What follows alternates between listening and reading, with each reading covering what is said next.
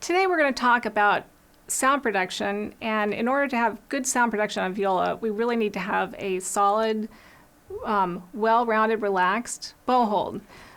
So viola bow holds can be a little bit different than violin in that we're not as pronated, meaning turned over. So we want to make sure that our pinky is covering the eyelet or as close to it as possible. My hand is very small, so of course all our hands are different. So if you have long fingers, that's much easier to do than a short finger. But so we're going to make sure that we're really squared off here. So I have a curved pinky. My ring finger is covering the eyelet, and the first two fingers are laying nice and relaxed on the bow.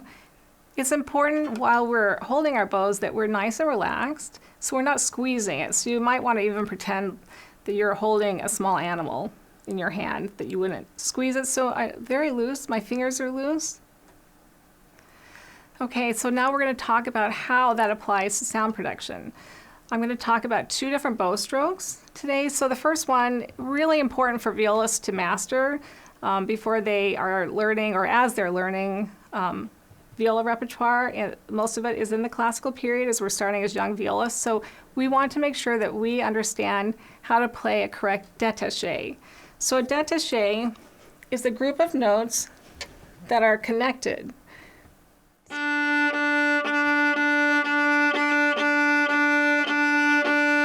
Okay, so when we do a détaché, we're making sure that the stroke is initiated from our elbow. Oftentimes, violinists will initiate their stroke with their fingers, and not as much with the elbow, but because our instruments are larger, and to get the string to respond, we'll need to use our larger muscle. And when I do that, notice that my fingers are following through from the motion of the open and close of the elbow.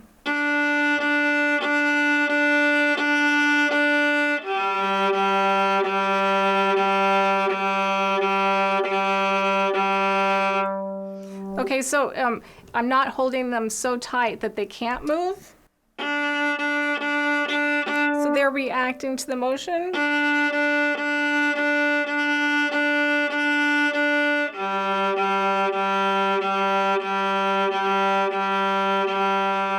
And also notice that the whole time my pinky was curved and my thumb was curved. Now we can do détaché also at the tip. When we play at the tip, we're actually going to involve more of our fingers, but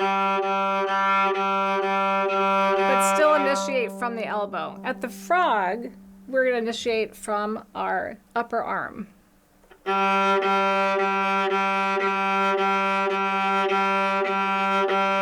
So it's important to learn the stroke really well when we play the Telemann concerto, the Handel concerto in B minor.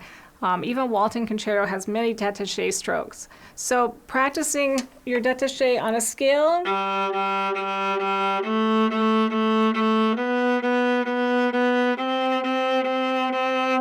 is very, very helpful.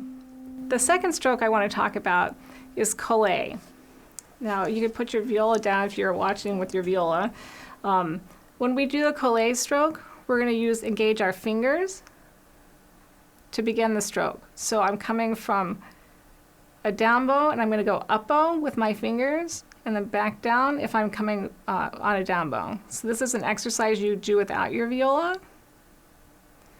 You can also place it on your other hand and practice it as well. So we're taking a down bow with our fingers and an up bow. Colay is the name of the stroke. Its real meaning in Italian is glue. So when we apply it to the string, it's going to be sticky. So I'm going to place the bow on the string, and I'm going to do my down bow with my fingers, and then my up bow. This stroke is the base stroke for all articulated strokes, staccato, marcato, etc. So you can practice this as well by thinking of it as a square. So I'm going to start with my bow above the string.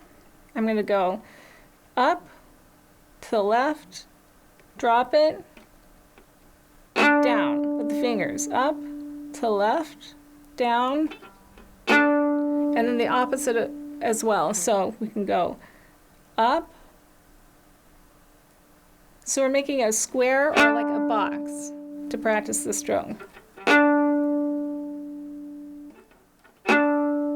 Now, if you can also do this in other parts of the bow as well, so I set the bow on the string, and I use my fingers to flick the bow. The same going down. Frog.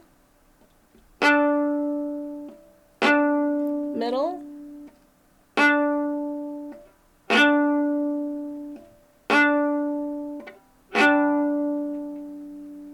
So if we were to practice a staccato stroke,